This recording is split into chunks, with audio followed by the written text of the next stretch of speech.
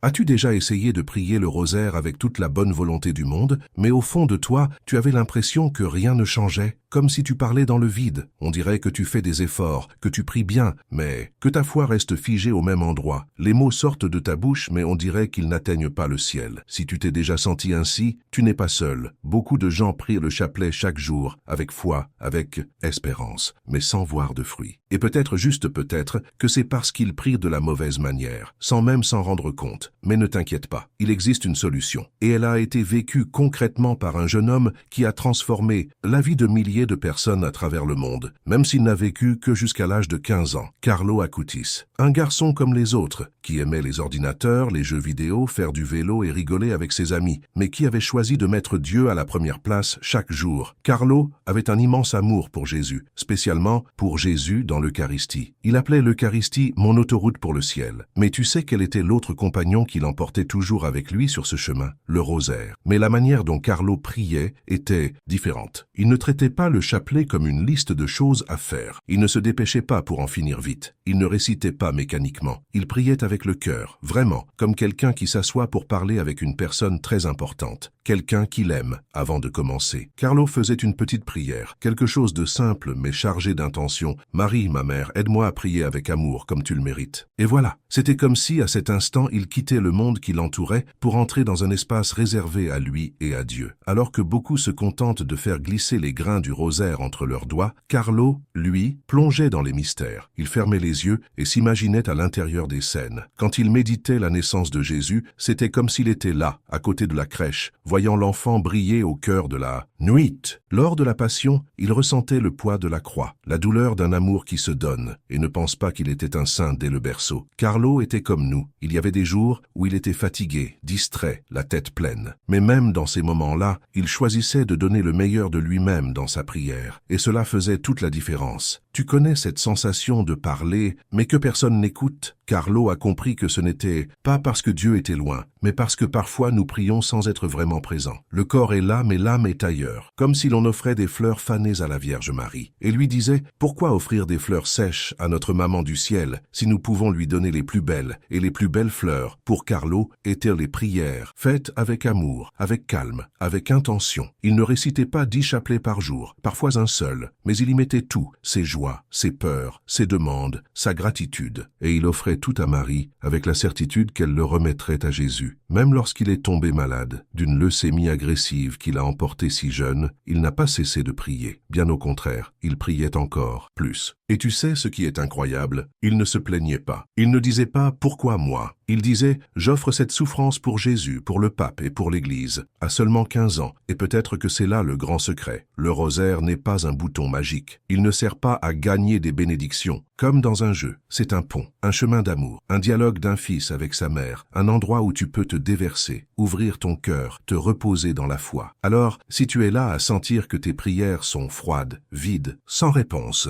peut-être est-il temps de changer ta façon de prier, de cesser de le faire en pilote automatique et de commencer à mettre ton cœur dans chaque « Je vous salue Marie », comme le faisait Carlo. Et la bonne nouvelle, tu n'as pas besoin d'être un saint pour ça, pas besoin de comprendre la théologie ni de mémoriser des prières compliquées. Il suffit de vouloir vraiment prier. Il suffit de s'arrêter un instant, de faire taire son cœur, de prendre son chapelet et de dire « Marie, je veux faire ça avec amour ». Et voilà, le ciel s'ouvre. Carlo Acutis a vécu peu de temps, mais sa foi était immense. Et il nous a laissé un témoignage clair. Le rosaire prié avec le cœur change tout. La tristesse s'en va, la paix arrive, la foi grandit. Et même, au milieu des douleurs de la vie, on sent qu'on n'est pas seul. Alors aujourd'hui, je t'invite à essayer. Tu n'as pas besoin de prier tout le chapelet maintenant. Commence par un mystère, mais fais-le avec présence, avec intention, avec amour, et tu verras ce qui se passe. Parce que, comme le disait Carlo avec ce sourire paisible et lumineux, la tristesse, c'est regarder vers soi, le bonheur, c'est regarder vers Dieu. Avant qu'on plonge ensemble dans la bonne façon de prier le rosaire, comme Carlo Acutis nous l'a enseigné, vérifie juste si tu es déjà abonné à cette chaîne. Les prochaines vidéos vont t'aider à approfondir encore plus ta foi et à transformer ta manière de te connecter à Dieu. Et je suis certain que tu ne voudras pas les manquer. Carlo avait compris quelque chose que beaucoup n'ont pas encore réalisé, Le rosaire n'est pas une course pour voir qui termine le plus vite. Il ne comptait pas combien de mystères il priait par jour comme un trophée spirituel. À la place, il se posait la question, est-ce que j'ai vraiment rencontré Jésus et Marie dans cette prière? C'est ça le critère qui compte. Et c'est là que beaucoup trébuchent. L'erreur ne réside pas dans la quantité, mais dans l'absence de présence. Prier sans attention, répéter des mots sans intention, c'est comme envoyer une lettre sans expéditeur. Elle peut arriver, mais il lui manque l'âme, il lui manque une identité. Combien de fois as-tu commencé à prier et sans t'en rendre compte, ton esprit était ailleurs? Tu pensais aux factures à payer, aux problèmes de famille, aux messages sur ton téléphone? Carlo, même en étant un jeune plongé dans le monde numérique, savait faire silence. Quand il priait, il posait son téléphone. Il levait les yeux vers le ciel, fixait une image de la Vierge Marie ou fermait simplement les yeux pour plonger en Dieu. Ce n'était pas du fanatisme, c'était de l'amour, de la concentration, un désir sincère de s'unir au ciel. Cette concentration, c'est ce qui donne de la force à la prière, c'est ce qui transforme les mots en pont spirituel, et c'est cela que Carlo nous invite à redécouvrir. C'était un garçon ordinaire, mais il a vécu la prière de manière extraordinaire, et ce qu'il nous montre, c'est que toi aussi tu peux le faire. Pas besoin d'être un saint canonisé, il suffit d'être sincère, entier, et de prier avec le cœur. Une autre erreur très courante que Carlo évitait avec sagesse, c'était de transformer le rosaire en une habitude automatique, comme si l'on appuyait sur un bouton en attendant un miracle. Carlo ne voyait pas Marie comme une fée qui exauce les souhaits, il la voyait comme une mère, et il savait que la prière est une relation, pas une transaction. C'est pourquoi, avant de commencer, il disait tout bas, « Jésus, je t'offre ce rosaire par amour. Marie, prends chaque Je vous salue Marie comme un cadeau pour le ciel. » Ce n'était pas seulement de la dévotion, c'était une intimité spirituelle. Et c'est ici qu'intervient un point essentiel que Carlo vivait et nous enseigne en profondeur la méditation des mystères. Beaucoup de catholiques prient le rosaire comme une simple suite de prières récitées, mais pas Carlo. Pour lui, chaque mystère était une fenêtre ouverte sur le cœur de Jésus. Il visualisait, il ressentait, il participait. Dans le mystère de l'Annonciation, il imaginait l'ange entrant dans la chambre de Marie, voyait la lumière briller, sentait le silence sacré du moment. Dans le mystère de la Passion, il marchait aux côtés du Christ, le cœur serré. Ce n'était pas juste imaginer, c'était vivre avec le cœur. Il utilisait ce qu'il avait, son imagination, son silence intérieur, sa foi simple. Et avec cela, il faisait du rosaire une expérience vivante, non un rituel répété. Il nous enseigne que la prière qui touche le ciel vient d'un cœur qui aime, qui écoute, qui contemple. Un cœur qui, même au milieu du quotidien, choisit de s'arrêter et d'être présent devant Dieu. Et Carlo avait aussi une pratique que peu connaissent.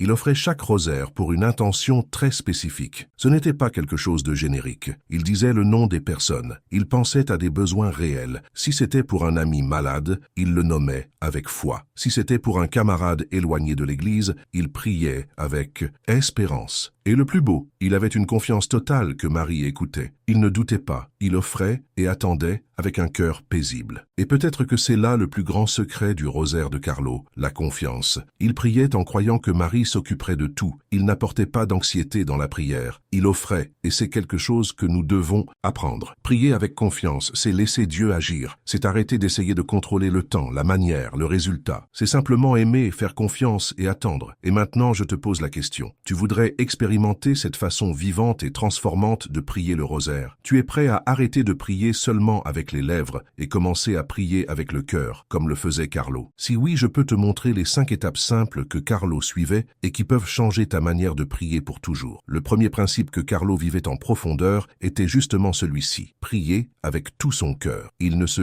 contentait pas de répéter des prières comme s'il lisait une liste de tâches. Chaque mot était dit avec amour. Carlo avait conscience que, quand on prie, on ne parle pas dans le vide. On parle avec Dieu, avec la Sainte Vierge. C'est pourquoi il disait « La prière est le fil direct avec le ciel. Et plus on y met d'amour, plus le lien devient clair. » Avant même de commencer le rosaire, il s'arrêtait un instant et faisait une brève prière. « Marie, ma mère, aide-moi à prier avec le cœur. Que cette prière soit un cadeau pour ton fils. » Cette attitude simple, presque invisible, faisait toute la différence. C'était comme si Carlo ouvrait la porte de son cœur pour que Jésus y entre. Et toi aussi, tu peux faire la même chose. Avant de commencer ton rosaire, respire profondément, ferme les yeux et dis en silence « Seigneur, je ne veux pas seulement répéter des mots, je veux être avec toi. » C'est la première étape. Peu importe si tu ressens ou non quelque chose de spécial. Ce qui compte, c'est que tu te donnes tout entier, même avec fragilité. Le deuxième principe que Carlo nous enseigne, c'est la méditation profonde des mystères. Il était passionné par Jésus Eucharistie et voyait le rosaire comme un chemin pour plonger plus profondément dans la vie de Jésus. Quand il méditait, il ne le faisait pas comme un théologien, mais comme un fils qui aime. Il se plaçait dans la scène, comme quelqu'un qui vit chaque détail. À la naissance de Jésus, il imaginait l'odeur du foin, le froid de la nuit, la tendresse de Marie tenant l'enfant. Au calvaire, il marchait avec Jésus, sentait le poids de la croix et offrait ses petites souffrances comme preuve d'amour. Cette manière de prier ne demande pas de grandes connaissances. Elle demande seulement une disponibilité intérieure. Quand tu médites avec le cœur, chaque mystère devient un pont. Tu ne regardes pas de loin, tu entres, tu ressens. Et quand cela arrive, le rosaire cesse d'être une répétition et devient une expérience vivante, personnelle et réelle. Le troisième principe que Carlo vivait, c'était l'attitude de révérence et le rythme respectueux de la prière. Même jeune, il comprenait qu'on ne parle pas au ciel n'importe comment. La manière dont on prie révèle la valeur que l'on donne à la prière. C'est pourquoi il priait avec calme, sans se précipiter. Chaque « Je vous salue Marie » était prononcé avec clarté. Il n'y avait ni hâte ni distraction. Il aimait prier devant le Saint-Sacrement ou devant une image de Notre-Dame, créant un espace de recueillement, même dans sa propre chambre. Et cette révérence était visible. Il faisait de la prière un moment sacré, même au milieu du quotidien. Toi aussi, tu peux faire cela. Trouve un endroit silencieux. Tiens ton rosaire avec soin. Respire. Laisse chaque mot porter du poids, du sens, de la présence. Rappelle-toi, il ne s'agit pas de quantité, mais de profondeur. Un rosaire bien prié, avec dévotion et abandon, a bien plus de valeur que des dizaines récitées sans attention. Le quatrième principe que Carlo pratiquait, c'était la préparation du cœur avant de prier. Il ne commençait pas à la hâte. Comme quelqu'un qui saute directement dans le mystère, il préparait le terrain. C'était comme quelqu'un qui nettoie un champ avant de semer. Il faisait silence, demandait pardon pour ses péchés et invoquait l'Esprit Saint. Il disait « Viens Esprit Saint, prie en moi. Apprends-moi à aimer comme Marie a aimé. » Cette petite préparation changeait tout. C'était comme accorder l'instrument avant la mélodie. Sans cela, la prière risque de n'être qu'un son. Avec cela, elle devient musique pour le ciel.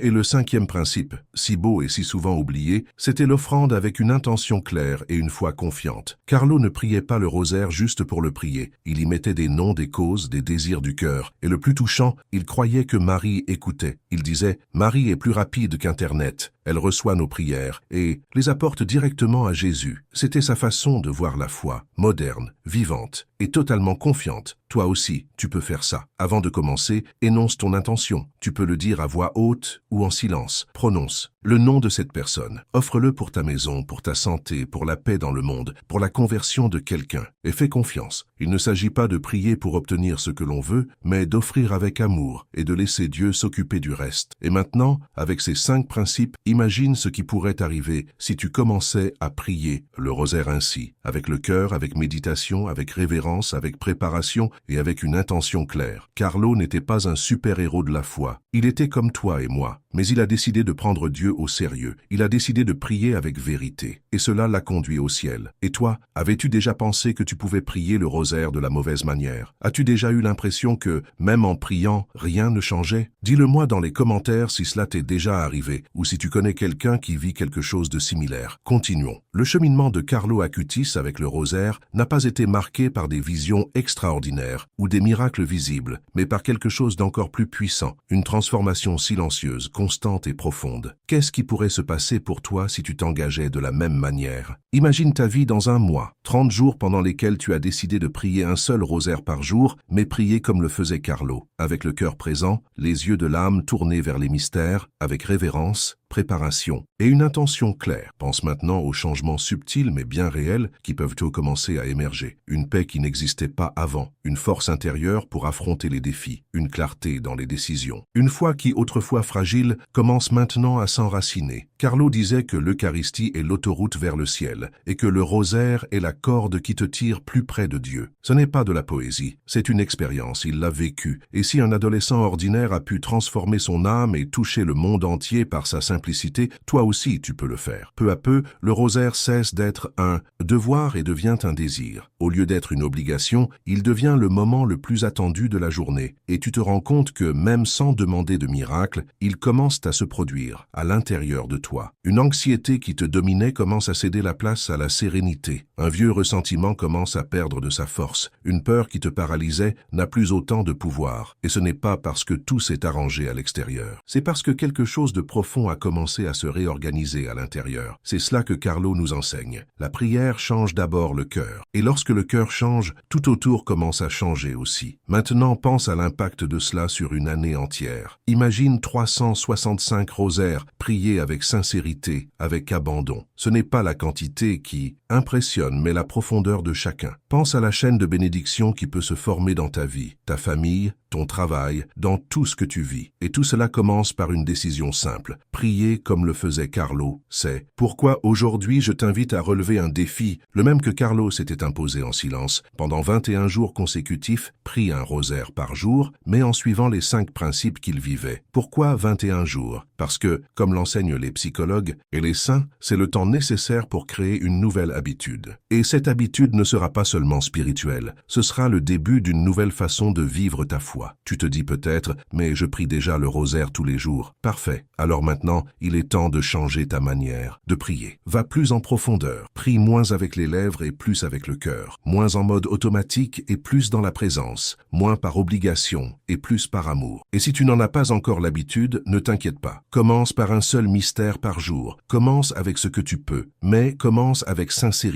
et tu verras comment Dieu agit là où il trouve un cœur vrai. Carlo n'a vécu que 15 ans, mais il a laissé une empreinte que des générations entières continuent de découvrir. Et ce n'était pas par de grands discours, c'était par la cohérence entre ce qu'il priait et ce qu'il vivait. Il disait « Tous naissent comme des originaux, mais beaucoup meurent comme des copies. Ne prie pas comme une copie. Prie comme un enfant de Dieu, avec ta voix, ton histoire, ton amour. Si tu veux relever ce défi inspiré par Carlo Acutis, écris dans les commentaires « J'accepte le défi de Carlo ». Ce n'est pas juste une phrase, c'est un choix, c'est un acte de foi. Et sache-le, tout le ciel se réjouit quand quelqu'un décide de prier avec le cœur. Et maintenant, je te laisse avec les paroles que Carlo a écrites quelques jours avant de quitter ce monde. Je suis heureux de mourir car j'ai vécu ma vie sans en gaspiller une seule minute dans des choses qui ne plaisent pas à Dieu. Que tu puisses vivre ainsi, toi aussi. Que chaque rosaire soit un pas sur le chemin du ciel, que Marie te prenne par la main, et que comme Carlo tu découvres que la véritable joie est de mettre Dieu à la première place.